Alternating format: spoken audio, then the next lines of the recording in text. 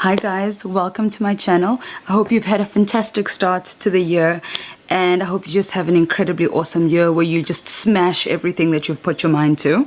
I wanted us to go through the breathing techniques that I go through before I do my training.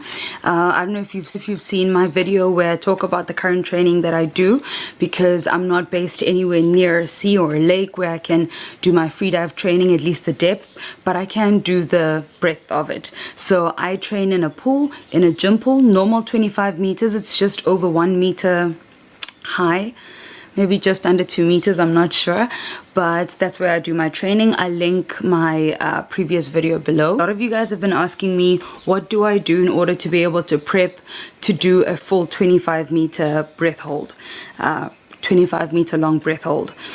And we said we'd talk about it, and here I am. I'm sorry, I am sweating. Look at me. I'm just in this tropical paradise, and it is incredibly humid. I can't tell you how humid it is. It's actually ridiculous.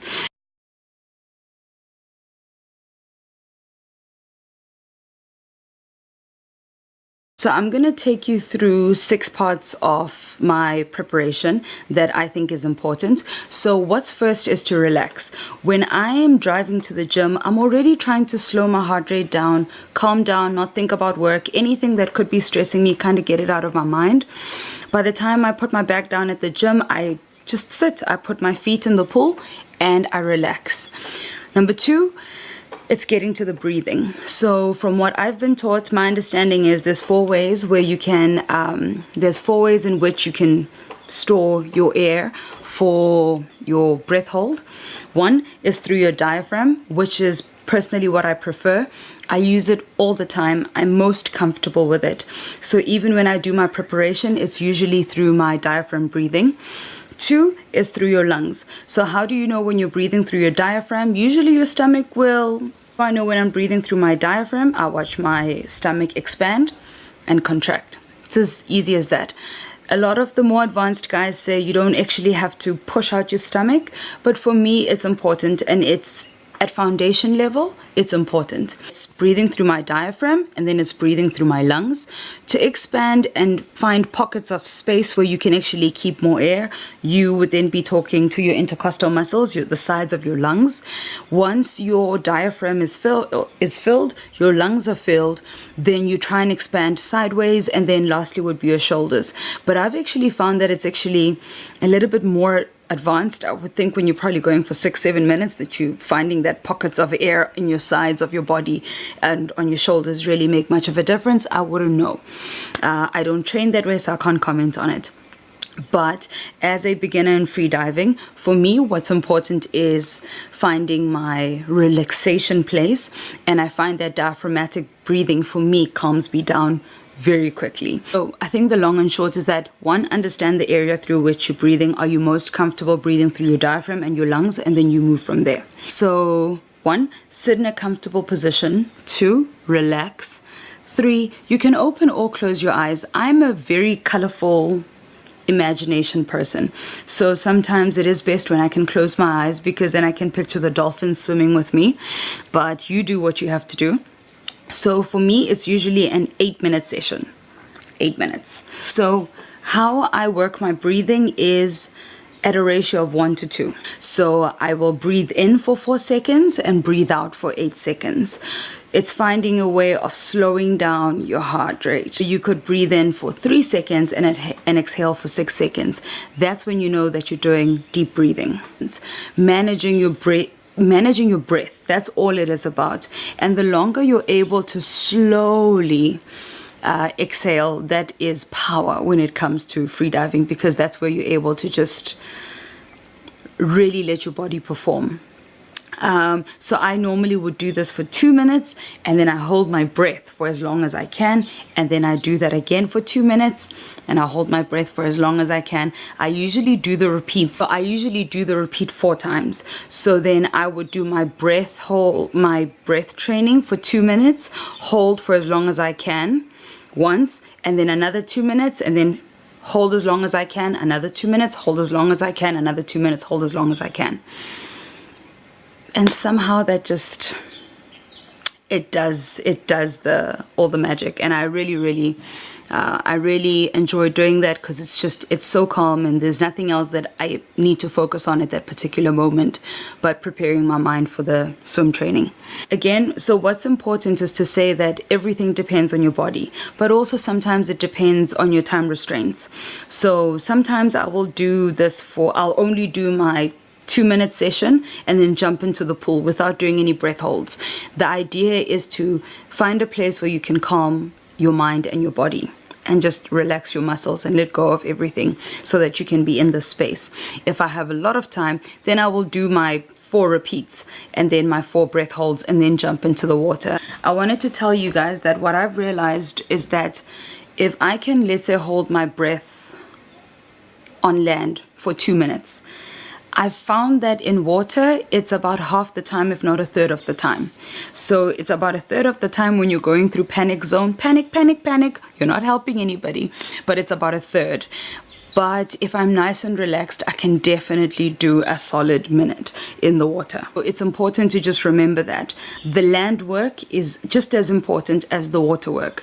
I always find that it's always important to say, obviously when you're doing free dive training in water, you always need someone to be there to watch you, just to ensure that you're safe.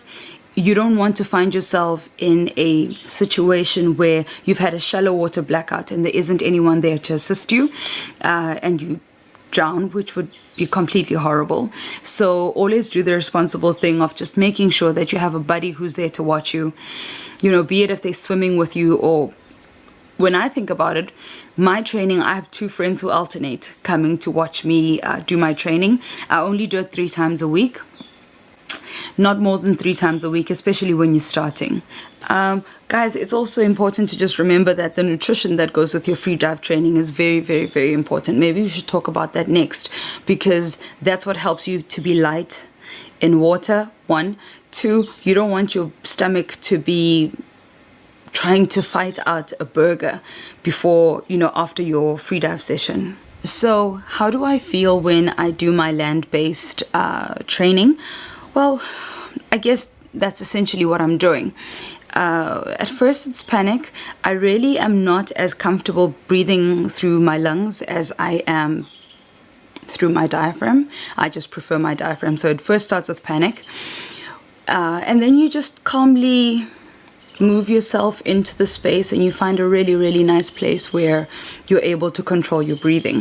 What I've found is that what I experience is a tingling in my fingers and a tingling in my feet, which goes numb the longer I hold my breath. So usually after my 4th set, so if you guys remember, I said it is 2 minutes of that breath exercise, and then it's a breath hold. And then again, the 2-minute exercise, breath hold. 2-minute exercise, breath hold. 2-minute exercise, breath hold.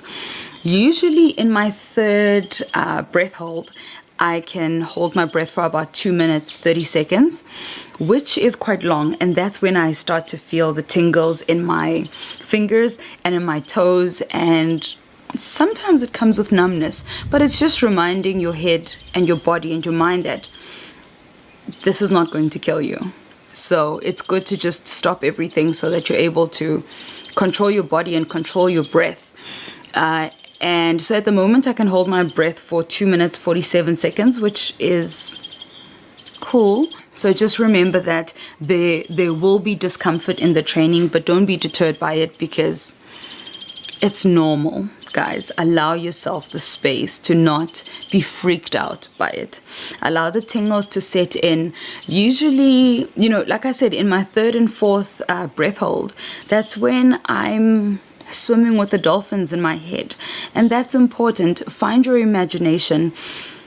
Remember the feeling that you have when you go into the water. Remember that you are one with the water.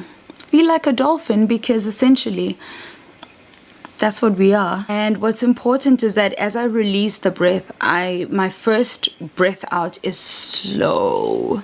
Try and keep it nice and easy. Don't push yourself to a limit that is way past your ability.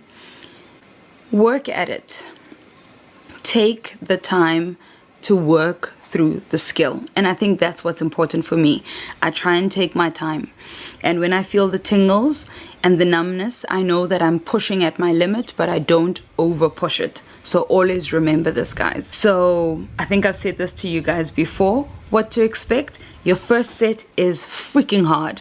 Your second set is still pretty difficult. Your third set, you're starting to settle into the discomfort. And your fourth set is only the most natural place that you could be. So give yourself the chance. And again, right, you can always make it smaller. So you don't even have to swim the whole pool. You can just choose to maybe commit to 8 strokes of a breath hold instead of the entire pool. So thanks again, guys, for watching. I'll be posting another video next week, Thursday. Keep an eye out for it. Happy training, and please drop a comment below if you have any questions, and I will respond to them as soon as I can. Let me know if there's anything that you'd like to see on the channel. I'm thinking we should talk about how I eat in preparation for my freedive training. Let me know if you'd be keen on that. Thanks, guys. Cheers.